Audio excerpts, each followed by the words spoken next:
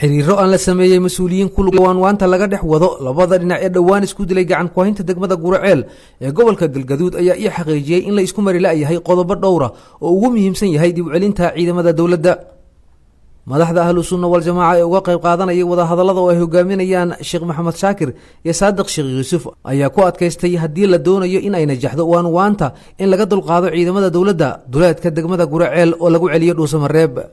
laakiin dhanka kale saraakiisha dawladda ee gobolka Galgaduud ayaa iyaguna dhankooda ku adkaystay in duleedka Guraceel ay ugu taalo xiro tababar harqaboobe oo fariisin oo ciidamada qaybta 12aad ee ciidamada xoogga dalka Soomaaliyeed sida awgeedna ay halkaas sii joogi doonaan. waxaa labada dhinac horay ay u aqbaleen laba qodob oo ahaa in xabadda la joojiyo iyo in la furo waan wada hadallada iyo dhexdhexaadinta uu wado wasiirka gaashaandhigga ee Soomaaliya Cabdulqaadir Cali Diini ayaa ah kuwa dadka deegaanku ay aad uga wardhowrayaan waxaana dad aan badnayn oo magaalada ku horay ay qorsheynayaan in ay isaga baxaan haddii aan wax heshiis la gaarin. kumanaandada oo ahaa dadkii ka barakacay Guraceel ayaa hadda ku sugan geedaha hoostooda iyaga oo ku nool xaalad adag waxaana ka mid ah caruur waayeel iyo dad kale oo aad u jilicsan. madax sare oo ka tirsan dawladda federaalka Soomaaliya ayaa la filayaa in gobolka Galgaduud ay gaaraan maalmaha fooda inagu soo haya. Maxamed Ibraahim Macalimo, BBC, Muqdisho.